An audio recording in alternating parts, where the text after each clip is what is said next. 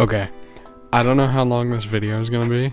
I recently watched a horror movie, okay? I don't know if I have enough to say about it to put it in a whole video, so I'm doing it here. No script, no nothing. I'm about to leave for a vacation, but I've got to talk about it because this crap is hilarious, okay?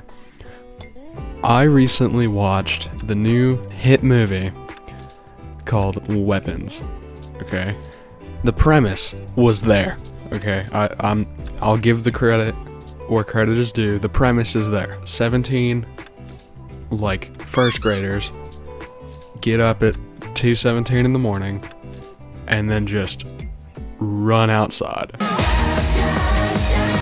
into the night, never to be seen again, that kind of stuff. And I was like, you know what, that sounds pretty interesting. I'm gonna watch the trailer. That sounds really interesting. I'm gonna watch the movie with my family. It's gonna be great. We're gonna have a good spoopy time, right? Halloween. It's gonna be great. We watch it,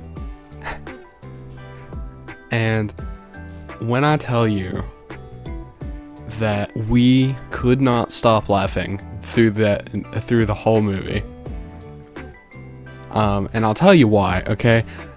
The main bad guy, I was really disappointed because I was assuming that it was gonna be the Skeleton Key, or in the psychological thriller, kind of like Butterfly Effect, for any of you who watch that movie.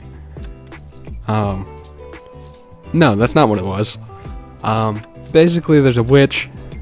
She breaks sticks to control people to where they're like zombies. And okay, that you could do something with that. Not my forte, but hey, whatever. I'm not the director. Sure, go for it. And boy did he. The one thing that I did like is the cinematography. The camera shots were immaculate. I'll give them that. There's this one shot where Justine is just walks from her car to the store, okay? And it's just one continuous shot, no cuts, no nothing. It's just one continuous shot. And the framing is, you can see the other girl, Donna, on a warpath behind her. She is sprinting. She's gone. And that was really good. There was a really nice cut when Justine was leaving the meeting and she shut the door, and then it was a really nice cut because the surrounding area changed to where it was now at the gas station, which I thought that was really cool. So the cinematography was really good. I like it. What wasn't so good was, it's hard to put into words. What wasn't so good was the fact that it just seemed pretty basic, in the sense that ooh, spooky monster, that kind of stuff. And I mean, yeah, I guess you can do that. It's been done well before. It's just with, I don't remember her name. Gail, was it? She's the witch lady. She's not all that intimidating. There are several dream sequences where one of them, she's phasing through the ceiling like a PS2 character.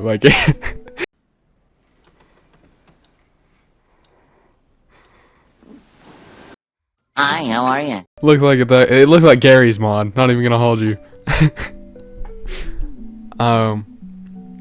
And then another where Josh Brolin has this dream sequence about his son, and he rolls the kid over, and it's clown, or Gail, or whatever her name was. Personally, I didn't find that very scary. Thought it was kind of dumb, not gonna lie. And then the guy, I can't remember his name. He played Wong in Doctor Strange. He's in the movie. he's the principal of the school, right? He gets a house call visit from Gail.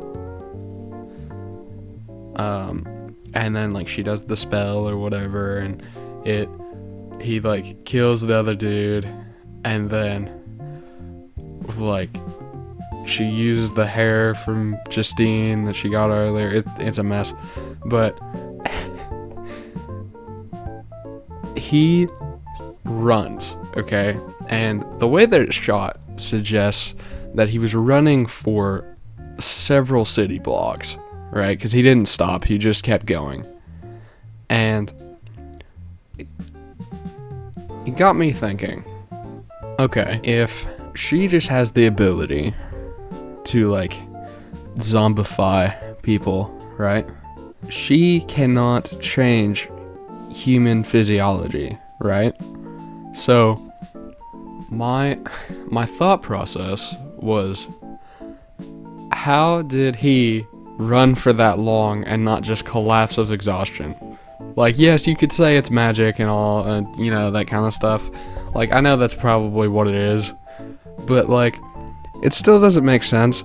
And then it further gets called into consideration when you have 17 10-year-olds running city blocks away. I don't know about you, but I don't think a 10-year-old can full sprint several city blocks. Like, I think it was on the map that he showed, it was quite a few places away, where they were at. Like, what was stopping them from just like collapsing from exhaustion, you know?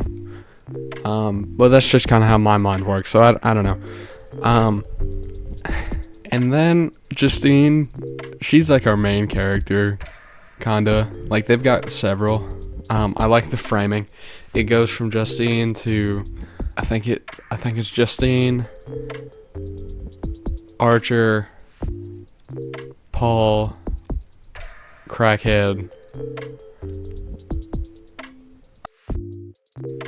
and then I think Alex is last, which is the little boy that like survived, right? And like, Justine is not very likable. Like, I don't think her purpose was to be. I think it was one of those, like a attempt for like the lovable a-hole type character, but like, from what we see of her, she's kind of just it feels like they kind of forgot the lovable part. Like, one of her first things she does, which, yes, the town is pushing her because they're calling her a witch and all that stuff, she becomes a homewrecker, to put it nicely, and like sleeps with this with the cop, which was married to Donna, and that's why the whole scene. And it's like, what purpose? For what purpose was that scene? You know, because like Donna, because like I assumed, let's get back to Chekhov's gun. I assumed that Donna would be like the hero, okay? Because like the way it's set up is that like Justine sleeps with Paul, Donna's ticked off, tries to like throws a bunch of alcohol at her in the grocery store, and from that point on she kind of just disappears, leaves the, like, I can't remember, no, I think she hits Wong with her car. I don't know if that was the same person. The shot was too quick and I haven't rewatched the movie. But other than that, she kind of just disappears. And I was expecting it to be like comes in at the last moment, you know, like the Deus Ex Machina, saves everyone, you know, that kind of thing. No, that's not what happened. She just disappears. So yeah. Alex, the actor that they had, he's very talented, I'll give him that. He did really good in that role. However, the character is a little bit strange to me. Like, I don't know if that was what they were going for, but Alex as a character feels a little bit off because, like, he didn't have much to do, I guess. Like, it explains how Gale got to the house, right, in his little overview, or POV. However, after that, like, he's kind of just fodder. Like, he's kind of there to be the kid that the audience is like, no, you know, that kind of thing. Because, like, his parents are chasing him through this house because, like, they're zombified, and the end of the movie happens because they chase him through the room where he finds the tree. He does the ritual thing that the witch lady did, but with her hair, snaps the branch, and then all 17 10-year-old children wake up and start running after her.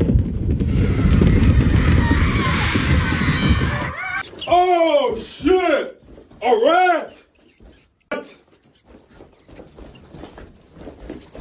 It was so, like, if I could describe Weapons in one word, it would be silly.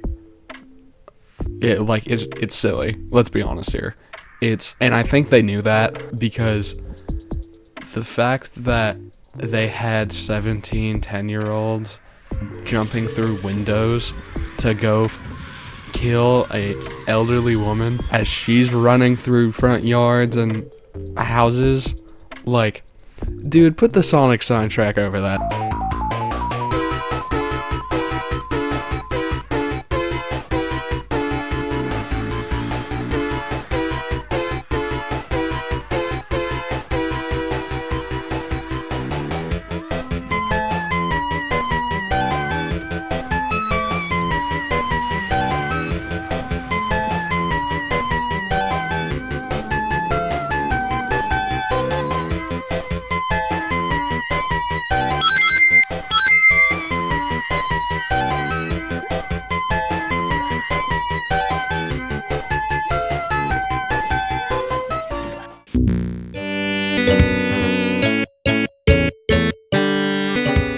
That's not, like, that's obviously satire. That's gotta be satire. I don't think anyone sat in the pitch meeting for that scene and was like, yes!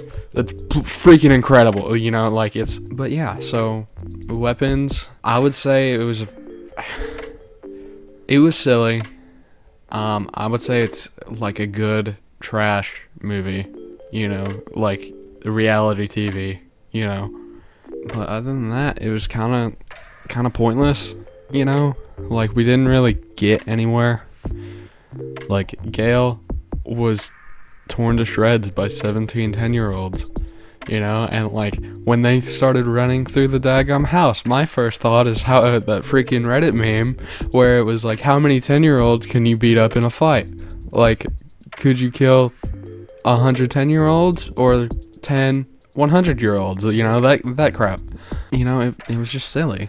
Archer was probably one of the better parts of the movie. I'm just a sucker for Josh Brolin. I don't know. He's one of my favorite actors. I think to summarize Weapons is